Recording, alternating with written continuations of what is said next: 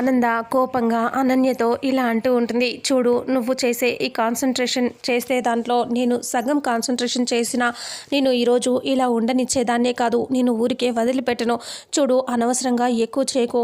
నువ్వు ఇలాంటి పనులు ఇలాంటివి చేయడానికంటే ముందుగా నీ పనులు నువ్వు చూసుకో, అంతేకాని ఇలాంటి పిచ్చి పిచ్చి వేషాలు వేయొద్దు అని కోపంగా అంటుంది. మా అక్క వాళ్ళు, ముఖ్యంగా రోహిత్ బాధపడతాడని, మళ్ళీ తప్పు చేశాను, ఇలాంటి పెళ్లి చేసుకొని అని వాడు బాధపడకూడదని, మా అక్క మళ్ళీ తను కూడా కృంగిపోకూడదని ఇలా నేను నిన్ను గురించి బయట పెట్టట్లేదే, కానీ నువ్వు ఇలాగే చేస్తూ పోతే నేను మాత్రం అస్సలు ఊరుకోను అని చాలా సీరియస్గా ఆనంద తిడుతూ ఉంటుంది. ఇంకా అప్పుడే అనన్య కోపంగా చూస్తూ ఉంటుంది. చూడు, ఇంకొకసారి ఇలాంటి పిచ్చి పిచ్చి వేషాలు వేయకుండా సరిగ్గా కాపురం చేసుకో అని తిట్టేసి ఆనంద వెళ్ళిపోతుంది. అనన్య కోపంగా, ఆనంద తిట్టిన మాటలకి నాకే వార్నింగ్ ఇస్తావా నువ్వు అని కోపంగా అనుకుంటుంది. ఆ తర్వాత ఇక్కడ అందరూ వెయిట్ చేస్తూ ఉంటారు కదా. దర్శన్ అలా సీరియస్గా ఉంటాడు. శరణ్య వాళ్ళ అమ్మ నాన్న అందరూ కూడా అక్కడే ఉంటారు. వాళ్ళని చూస్తూ శరణ్య బాధపడుతూ ఉంటుంది. ఇక ఆ తర్వాత పూజ అంతా అయిపోయింది కదా, భోజనాలు కూడా అయిపోయాయి కదా, ఇక మేము వెళ్ళొస్తాం అనేసి ఇంకా శరణ్య వాళ్ళ అమ్మ నాన్న అంటారు. అలా అనేసరికి అప్పుడు అందరూ ఇంకా ఉండొచ్చు కదా అంటే, లేదు వెళ్ళాలి అని అంటూ చెప్తారు. చెప్పేసరికి సరే అని చెప్పేసి అక్కడి నుంచి మేము వెళ్ళొస్తాము అని అంటూ, అమ్మ శరణ్య వెళ్ళొస్తామమ్మ అని అంటూ చెప్పగానే శరణ్య ఏడ్చుకుంటూ వాళ్ళ నాన్నని వాళ్ళ అమ్మని హక్ చేసుకొని ఏడుస్తూ ఉంటుంది. చాలా బాగా ఏడుస్తూ ఉంటుంది. శరణ్య ఏడుస్తూ ఉండటం చూసి అందరూ ఒక్కసారిగా షాక్ అయిపోతారు. ఇంకా వీళ్ళేంటి ఇలా ఏడుస్తున్నది అని చెప్పి బాధపడుతూ ఉంటారు. అప్పుడు శరణ్య ఏడుస్తూ ఉంటే వాళ్ళ అమ్మ నాన్న కూడా ఏడుస్తూ ఉంటారు. అమ్మ శరణ్య ఏడవద్దమ్మా అని ఏంటో ఓదారుస్తారు. ఇంకా అప్పుడే శరణ్య ఏడవటం చూసి వాళ్ళ అమ్మ నాన్న చాలా బాధపడతారు. అనన్య, కాంచన హ్యాపీగా ఫీల్ అవుతూ ఉంటారు. ఇంకా అప్పుడే కొత్తగా ఏంటమ్మా ఎందుకు ఏడుస్తున్నావు, నువ్వు ఇక్కడ ఎప్పటి నుంచో కలిసిపోయావు కదా, మాతో పాటు మా మనిషిలాగా కలిసిపోయి సంతోషంగా ఉంటావు కదా, మరి ఎందుకు ఇప్పుడు ఏడుస్తున్నావు అని ఏంటో ఇంకా వాళ్ళ మావయ్య అంటాడు. అలా అనేసరికి అవును శరణ్య, నువ్వు మా ఇంట్లో మనిషిలాగా, నీకు ఎప్పటి నుంచో ఇల్లు తెలుసు, అలాంటిది నువ్వెందుకమ్మా ఏడుస్తున్నావు అని లీలావతి కూడా నీకు ఏమైనా సమస్య వచ్చిందా ఇంట్లో అని అడుగుతుంది. ఇంకా వాళ్ళ మావయ్య కూడా అవునమ్మా, నీకెందుకు బాధగా ఉందా, ఏదైనా మిస్ అవుతున్నావా, లేదా ఇంట్లో ఏమైనా సమస్య ఉందా అని అడిగితే శరణ్య ఏమీ చెప్పకుండా ఏడుస్తూ ఉంటుంది.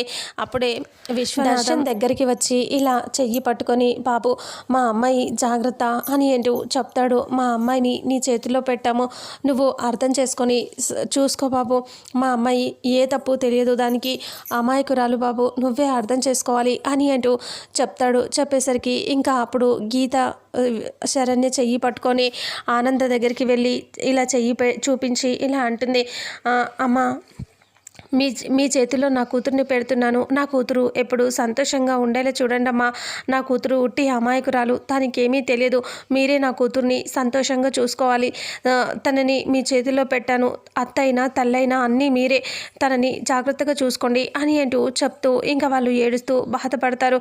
ఇంకా అప్పుడు ఆనంద కూడా ఏంటి ఇది కొత్తగా, ఎందుకు ఇలా చేస్తున్నారు అని అంటూ అలా చూస్తూ ఉంటుంది. ఇక అప్పుడే శరణ్యని మళ్ళీ దర్శన్ దగ్గరికి తీసుకొని వచ్చేసి, బాబు అల్లుడు గారు, మా అమ్మాయి తప్పు తెలిసి చేసినా తెలియకుండా చేసినా పెద్ద మనసు చేసుకొని చిన్నది కదా అని చెప్పి తనని అర్థం చేసుకొని వదిలేసే బాబు,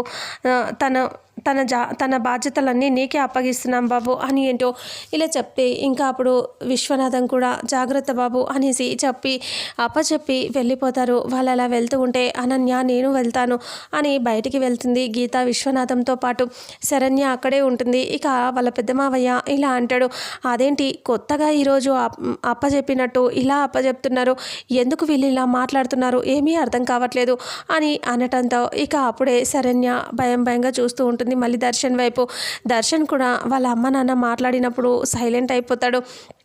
ఇక అప్పుడే దర్శన్ని అలా చూస్తూ ఇంకా బాధపడుతూ ఉంటుంది శరణ్య.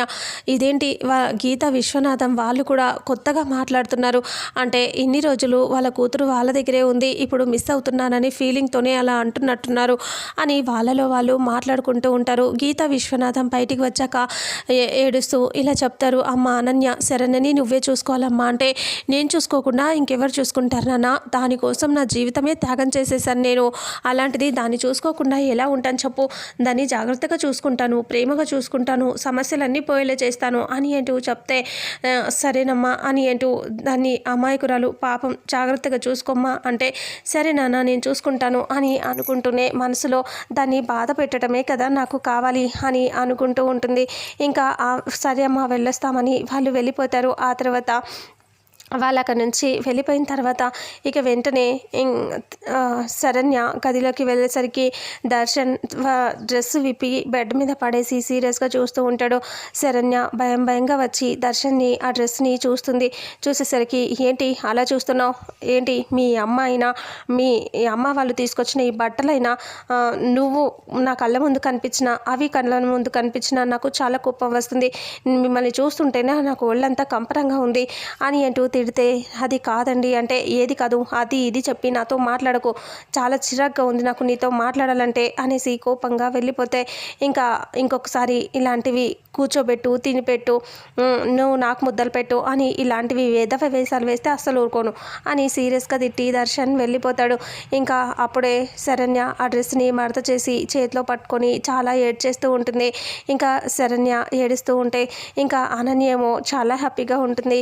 ఇక అనన్య పంతులు గారికి ఫోన్ చేస్తూ ఉంటుంది. కాంచన వచ్చి ఏంటమ్మా ఎవరికి ఫోన్ అని అంటే ఇంకెవరికి పంతులు గారికి అని అనటంతో పంతులు గారికి ఎందుకు అని అంటే పంతులు గారు అదే శోభన ముహూర్తం పెట్టాలి కదా అంటే ఆనంద వద్దని చెప్పింది కదమ్మా అంటే ఆవిడ వద్దన్నందుకే కదా నేను ఇప్పుడు చేస్తున్నాను అని అంటూ ఫోన్ చేసి హలో పంతులు గారు నేను శరణ్యని మాట్లాడుతున్నాను అని అనన్య అంటుంది.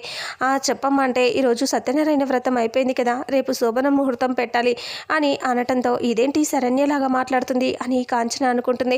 అదేంటమ్మా పెద్దవాళ్ళు కదా ఈ విషయం చెప్పాలి అంటే పెద్దవాళ్ళు కాదు కదండి పెళ్లి చేసుకుంది మేమే, అందుకని మాకు శుభ్ర ముహూర్తం పెట్టాలి అంటే సరే అమ్మా రేపు వచ్చి పెడతాను అని పంతులు గారు అనుకుని ఫోన్ పెట్టేసి ఏంటో ఈ కాలం పిల్లలు అని అనుకుంటాడు. ఆ తర్వాత శరణ్యతో కాంచన అంటుంది ఏంటే నువ్వు దాని పేరు ఎందుకు చెప్పావు అంటే దాని పేరు కాకుండా నా పేరు చెప్తే ఊరుకుంటుందా, ఒకసారి వద్దన్నది కదా నన్నే తిడుతుంది అంటే ఓ ఇప్పుడు తిట్టాలన్నా శరణ్యం తిట్టాలి కాబట్టి మూసుకుంటుంది మీ అత్త అని అనుకుంటూ ఉంటారు. ఇక మరుసటి రోజు ఉదయాన్నే వంట చేస్తూ ఉంటుంది. ఇంకా అనన్య ఫోన్లో చూసి వంట చేస్తూనే ఇంకా తను టేస్ట్ చేసి ఇంత చిరాగ్గా ఉందేంటి టేస్ట్ లేదు ఏం లేదు అని తిట్టుకుంటూ ఉంటుంది. మళ్ళీ ఎంతసేపు అయినా వచ్చేదాకా ట్రై చేస్తా అని చేస్తూ ఉంటుంది. కాంచన వచ్చి అక్కడ కూడా నూరి పోస్తూ ఉంటుంది. ఇంకా చూసావా అమ్మి నువ్వు ఏం చేస్తున్నావు, ఇవన్నీ ఎందుకు చేస్తున్నావు అంటే నేను చెయ్యాలి కదా అంటే నువ్వు చేస్తే బతుకుతారా అని అంటూ కామెడీ చేస్తుంది కాంచన. ఇక అప్పుడే ఇలా అంటుంది చూసావా శరణ్యకి అన్ని నేర్పించారు, నీకు దీంట్లో కూడా స్వార్థం చూపించారు, ఆడపిల్ల అంటే వంట నేర్పియాలి కదా అలా కాకుండా చేశారు నేను అని అంటూ చెప్తూ ఉంటే అంతే అంటావా అని అంటూ సరే అనన్య అంటుంది.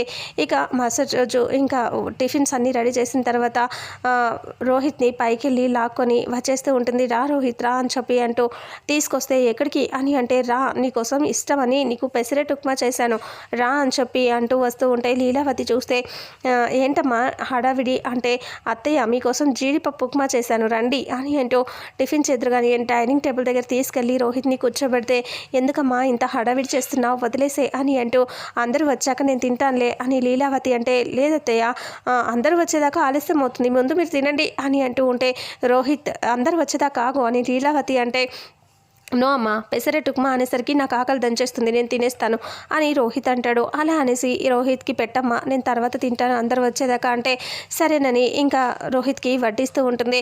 ఇక అంతలో ఆనంద పైనుంచి వస్తుంది. అదిగో మీ అత్తయ్య వస్తుంది అని అంటూ చెప్తే పైకి చూసి రండత్తయ్య టిఫిన్ చేశాను అని అంటే ఆనంద మన అనన్య అన్ని వంటలు చేసింది చాలా బాగా చేసింది రా తిందు కానీ అంటే నేను ఇప్పుడే తిననక్క అందరినీ పిలిచి అందరు వచ్చాక తింటాను అని ఆనంద అంటుంది. అలా అంటే రండత్తయ్య మీకు 2 ఇస్తాను అని అంటుంది. అలా అంటే కోపంగా ఆనంద్ చూస్తుంది. అదే 2 పెసరెట్టు ఉప్మా 2 పెసరెట్లు ఇస్తాను అంటున్నాను అని అంటూ చెప్పేసరికి ఆనంద సీరియస్గా పైకి వెళ్ళి అందరినీ పిలుస్తూ ఉంటుంది. ఇంకా అప్పుడే రోహిత్ నేను తినేస్తున్నాను పిన్ని అని చెప్తాడు. ఇంకా సరే నువ్వు తిను అనేసి ఆనంద నేను అందరు తిన్నదాకా తిన్నానని చెప్పి పైకి వెళ్ళి శరణ్యని పిలుస్తుంది. కాలినట్టుంది రోజు అందరు కలిసి తినేవాళ్ళని బ్రేక్ చేశాను కదా అని అనన్య అనుకుంటుంది. పైకి వెళ్ళి శరణ్య అంటే అత్తయ్య అంటే వెళ్ళి దర్శన్ని తీసుకురా టిఫిన్ చేయడానికి అంటే సరేనంటుంది. ఇక అప్పుడు శరణ్య లోపలికి వెళ్తుంది. వెళ్ళేసరికి భయపడుతూ ఉంటుంది. దర్శన్ ల్యాప్టాప్ ముందు పెట్టుకొని కూర్చొని ఉంటాడు. శరణ్య లోపలికి వెళ్ళి వెళ్ళేసరికి దర్శన్ కోపంగా చూస్తూ ఏంటి అని అంటే టిఫిన్ చేయటానికి రమ్మని చెప్తున్నాను అని అంటూ ఉంటే ఏంటి అందరూ అక్కడే ఉన్నారా అంటే అవును అంటే ఇంకా ఇది కూడా ప్లానే కదా నీవు అనుకుని